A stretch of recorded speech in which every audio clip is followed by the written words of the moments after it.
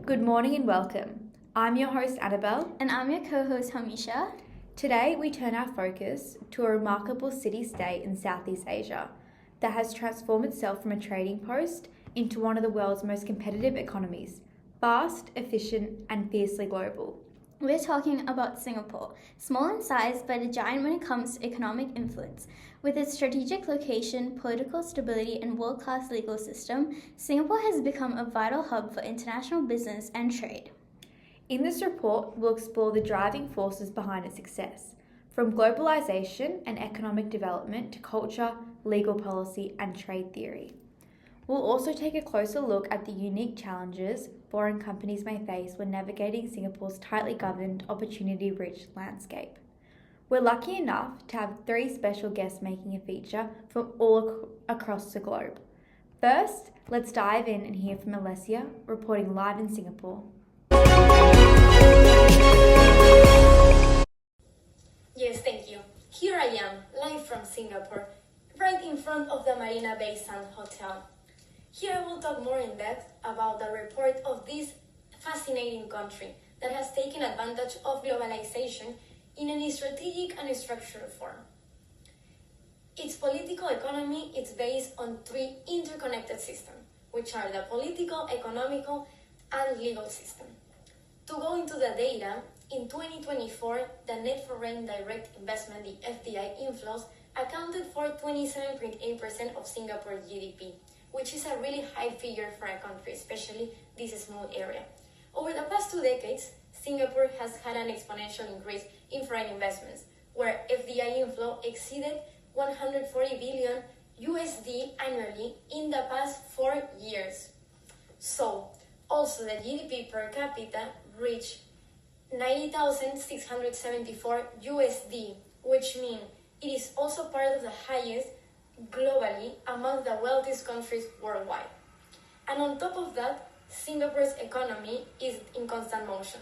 So the economic growth was 4.4% last year, a sign that Singapore is not just wealthy, but also innovative and competitive. This is a direct indicator that globalization has a positive impact on Singapore's political economy. And it is also recognized in the Global Innovation Index in 2024, where Singapore ranked fourth among the 51 high-income group economies. In terms of politics, Singapore has a technocratic and centralized government. The political system leans toward authoritarianism rather than democracy, which makes it less democratic than some Western systems. However, it has an efficient and highly stable governance. This model with high legal reliability that has made it possible to maintain low levels of corruption. This is linked to the Edelman Trust Barometer, which measures the level of trust in the government, which in Singapore is 67%, that Singaporeans express their trust in NGOs, business, and the government and media. This is really high for countries in this economy. Followed by a strong indicator in the CPI, the Corruption Perception Index. Last year, Singapore scored 84 out of 100 and was ranked third least corrupt country in the world. And here we can see how the index demonstrated Singapore has constantly ranked among the least corrupt nations worldwide, which confirms the effective public governance in this country. This is supported by the articles like the WTO and anti-corruption movement, or like combating corruption in Singapore, a comparative analysis of 2 scandals. Where it is argued that countries like Singapore with really strong legal institutions and alignment with international trade norms. So here's an example of how low corruption and global competitiveness have a positive relation. Now going to the legal area, Singapore uses the common law system, which is the same legal tradition that is used in Australia. This is key to facilitating Australian companies to adapt the jurisdiction of the country due to the similarities that both systems have, such as principles as respect for contract or predictable legal outcomes, and also the precedent-based ruling, which is very important. In addition, Singapore has modern institutions like the Singapore International Commercial Court, responsible for cross-border commercial disputes, in addition to the commercial law strength. So Singapore has a developed competition law framework, which is enforced by the Competition and Consumer Commission of Singapore, the CCCS. This commission ensures to regulate mergers and anti-competitive practices, which means that also regulates the market fairness. This is important case for foreign firms like Australian firms that have a reassurance of how high fairness exists when operating in this territory in Singapore. So the challenges that Australian firms must be prepared for when considering establishing here in Singapore is the strict regulatory enforcement in areas like data protection and employment law that enforces serious penalties for breaches. In addition to foreign ownership restrictions in specific areas like media or telecommunication, there might be restrictions for foreign investors, and because of that, they may require local partnership. Reporting live from Singapore for Monash News. Thank you, Alicia. Moving forward, Alicia's discussion of Singapore's political economy and legal reliability, it is important now to examine how the economic and human development shape business potential for Australian firms. According to the World Bank in 2024, Singapore is a high economic country with a GDP per capita of around $90,000 and an even higher figure of $150,700 in purchasing power parity terms, PPP. This highlights very strong purchasing power, but also points to a high cost operating environment that Australian firm needs to account for. Moving forward, infrastructure is world-class in Singapore.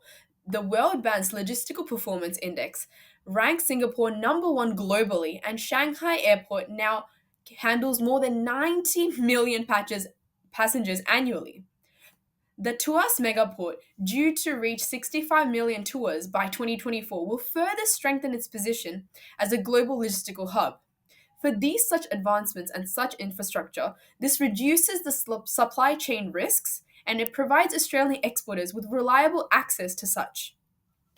In addition, Singapore has deliberately shifted towards knowledge-driven growth, as Wong and Kip have said in 2019 report explaining that the country has moved away from low-cost manufacturing and started investing in research development supported by the National Research, Innovation Enterprise Strategy.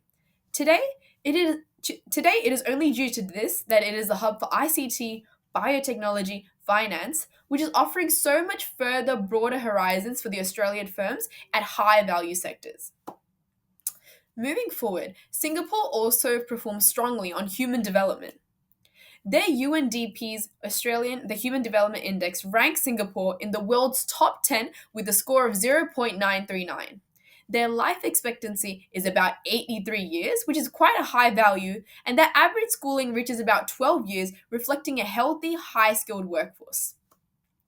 For Australian companies, like several, which are in high places, this means they're able to access talent that require less restraining and less adapting, and they're able to adapt quickly to new technologies without them having to be taught so much or adapt so much or changing their ways. That said, there are challenges. The World Economic Forum's Global Gender Gap Index highlights persistent that say the underrepresentation of women in leadership. Yo and Chung in the 2021 report also note that while Singapore's lifelong learning policies are strong, their inequality and their high living costs are rising, which can create wage pressure and affect retention. Okay, now this begs the question, which actually matters more for us? For us Australians and our Australian firms, human development is ultimately the more important factor. While GDP and infrastructure show that the market and the wealth and efficiency, it is the quality of the workforce captured by education, their IT readiness, and health that most directly impact our business outcomes. Skilled labor ensures lower training costs, faster adaptation, and long-term stability. This is what is going to improve and what is needed from us Australian firms that Singapore is doing really well.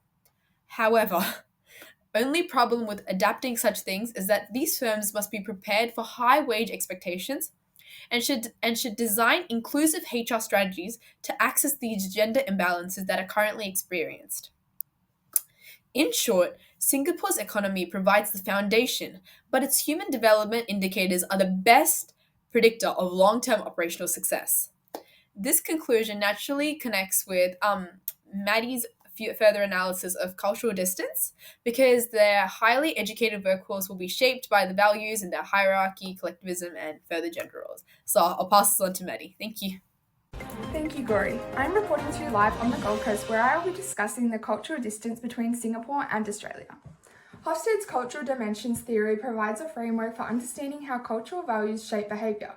There is a significant cultural gap in workplace hierarchy and decision-making styles, as Singapore has a high power distance of 74, with their hierarchy and authority much more respected. However, Australia has a low power distance of 34, with egalitarian values.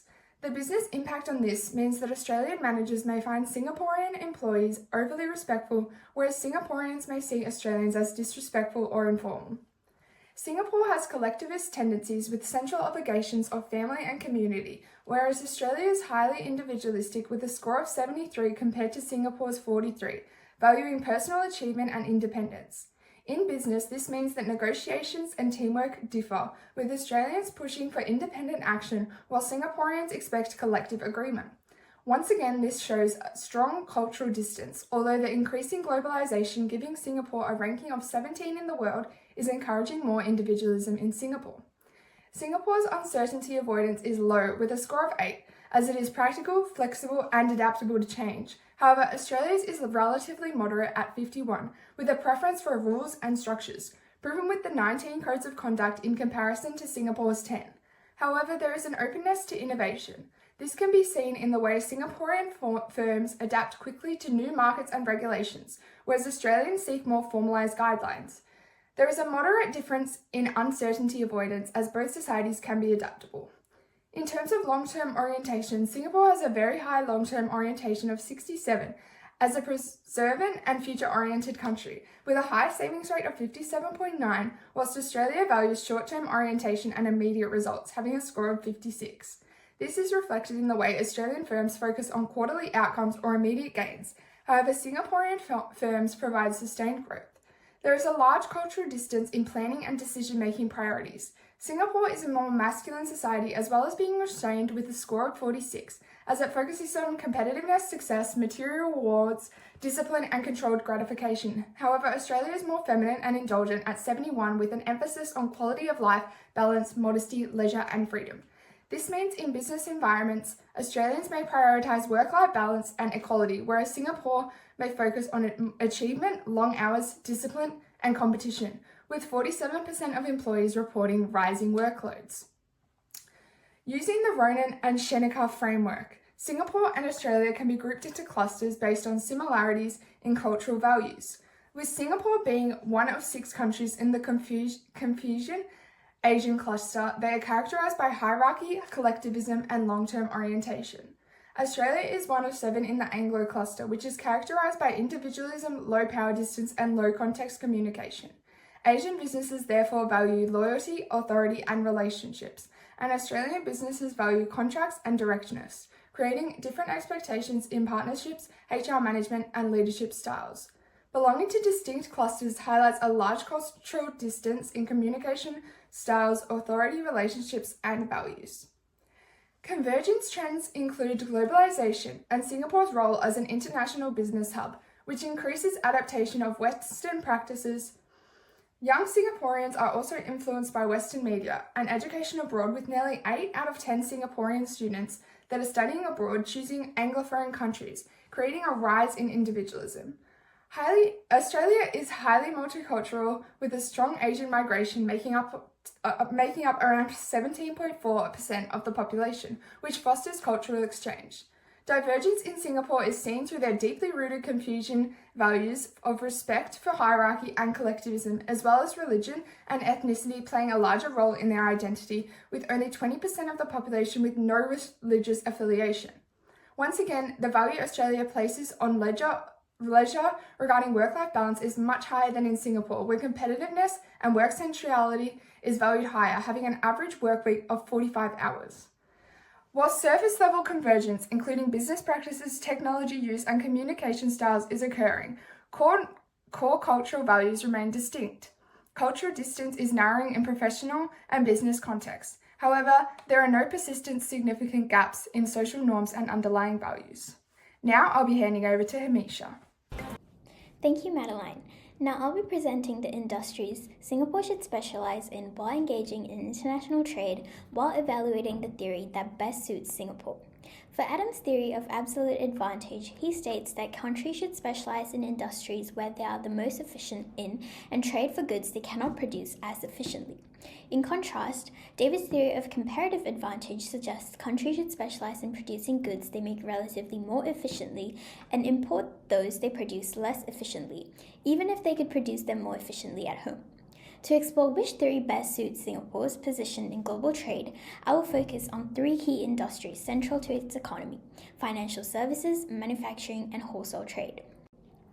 Starting with the financial services industry, Singapore has grown into a leading Asian financial hub in just 50 years, valued for its stability, regulation, skilled workforce, free trade, and focus on sustainable finance. The financial sector contributes around 25.7% of GDP and underpins the wider services sector, which makes up for about 72.5% of GDP. With a market valuation of $644 billion, the Singapore Exchange outperforms regional rivals while banking assets exceed US $1.64 trillion. Singapore also acts as a key financial gateway for ASEAN trade, investment, and cross-border transactions. Its high per capita GDP is ranked 5th globally in 2023 and is projected to reach $108,000 USD by 2028, reinforcing the sector's importance in driving growth and positioning Singapore as a global financial hub. Singapore has an absolute advantage in financial services due to its efficiency, regulation, workforce, and global connections. Comparative advantage also supports this by using these strengths at a low opportunity cost while avoiding resource-heavy industries.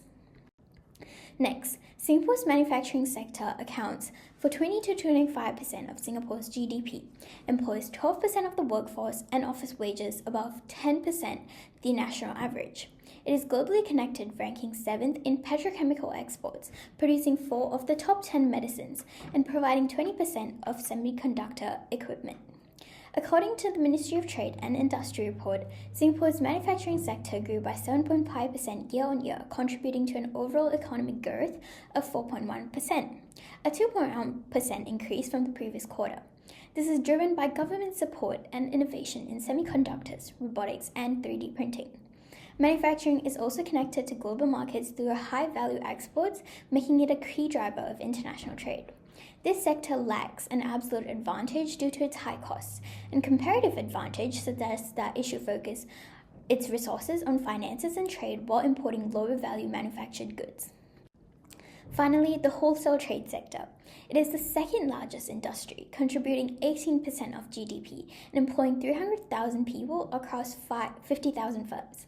Growing 4.7% in 2024, it is fueled by demand for electronics and machinery and strengthened by Singapore's strategic position along the Strait of Malacca, making it a vital re-export hub between Asia, the Middle East, and Europe.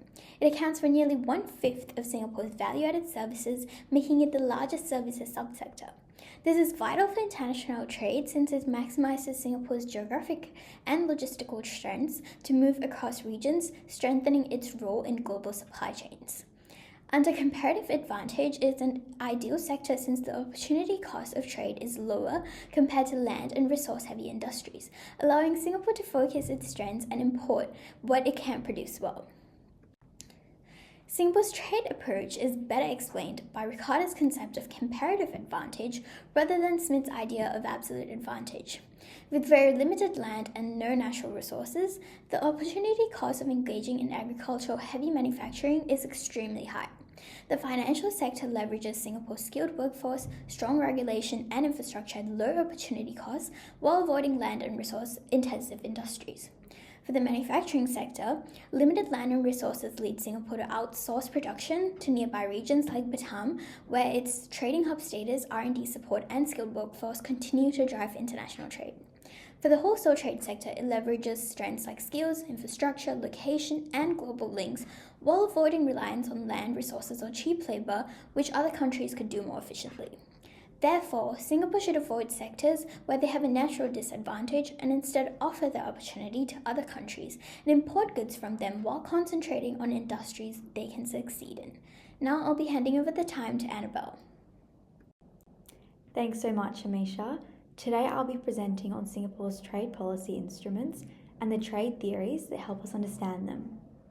To begin with, Singapore is essentially a free port. Almost all goods can enter duty-free, with exceptions only for certain items such as alcohol and tobacco, where excise taxes are imposed for social and health reasons. In addition, all imports are subject to goods and services tax, currently set at 9%. This system ensures that Singapore maintains its reputation as an open economy while still generating revenue from consumption-based taxation. However, tariffs and taxes tell only part of the story. Singapore also relies heavily on more than 25 free trade agreements, including major partnerships with ASEAN, the European Union, and the United States. These FTAs expand market access and encourage the flow of goods, services, and investments. At the same time, the government supports businesses through tax incentives, low interest loans, and direct funding for research and development. A prime example of this is the Research Innovation Enterprise 2025 plan, which commits around $30 billion into high-tech sectors such as biomedical sciences, semiconductors, and electronics. This shows that while trade barriers are kept minimal, Singapore's industrial policy is anything but passive. This openness connects directly to classical free trade theory. As David Ricardo explained, countries benefit when they specialise based on comparative advantage. Singapore imports almost everything it needs, including oil, food, and raw materials, while keeping these inputs affordable by avoiding tariffs. In fact, re-exports account for over 60% of Singapore's total trade volume, underscoring the country's role as a major entrepreneur hub.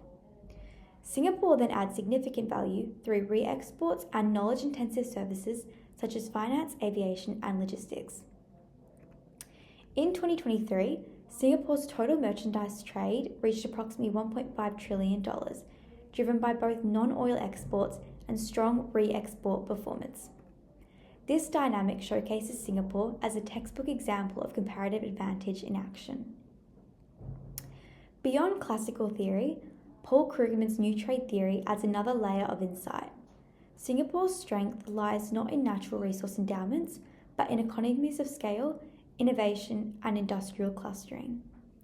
Manufacturing, particularly high-value sectors, makes up a substantial 20% of Singapore's economy, reflecting its shift from low-cost labour industries to advanced manufacturing. Within this transformation, the electronics cluster has become integral. In 2022, it accounted for 46.9% of the nominal value added in manufacturing and nearly 9.7% of the total economy. The biomedical manufacturing sector also stands out. By 2019, it represented 20% of total manufacturing value added, equivalent to about 4% of GDP, and expanded at a compound annual growth rate of 9% from 2000 to 2019. The government has deliberately fostered this shift by clustering R&D and building research hubs like Biopolis and Fusionopolis, attracting multinational corporations and promoting public-private innovation partnerships through agencies such as A*STAR. These efforts have enabled Singapore to transition from labour-intensive industries like textile and ship repair toward high-value domains such as electronics, biomedicine, and digital services. The nation's success is driven by innovation, scale, and first-mover advantages, not by natural resources. Porter's Diamond provides a further explanation of why Singapore is globally competitive. Its factor conditions include a highly skilled workforce, with nearly 64% of employed residents holding tertiary qualifications in 2024, and world-class infrastructure, such as Changi Airport and the Port of Singapore. Changi handled 67.7 million passengers in 2024, ranking as the fourth busiest international airport worldwide, while the port remains one of the busiest globally, handling over 626 million tonnes of cargo annually. On the demand side, Singapore's wealthy and tech-savvy population pushes firms to innovate, particularly in ICT and digital services. Related and supporting industries from powerful clusters, logistics contributes about 7.4% of GDP, ICT accounts for nearly 20% of GDP, and the biomedical ecosystem includes 500 plus startups, supported by 37 million square feet of dedicated business parks. Finally, the government plays a proactive role, investing heavily in R&D through the RIE 2025 plan, which commits roughly 1% of GDP annually of innovation. Together, these factors create a self-reinforcing system that sustains Singapore's global competitiveness. In conclusion, Singapore demonstrates how openness to trade, combined with strategic government support, can drive long-term competitiveness. By balancing free trade with targeted investment, Singapore has built a resilient, future-ready economy that remains a model for global competitiveness. Thanks. In closing, Singapore shows us that being small is no barrier to thinking big. With world-class infrastructure, razor-sharp policies, and a talent pool deeper than Marina Bay, it's no wonder that this island punches well above its weight. It is efficient, ambitious, and yes, probably more organized than your group report. Reporting live from Melbourne, I'm Hamisha. I'm Annabelle. Thanks for tuning in.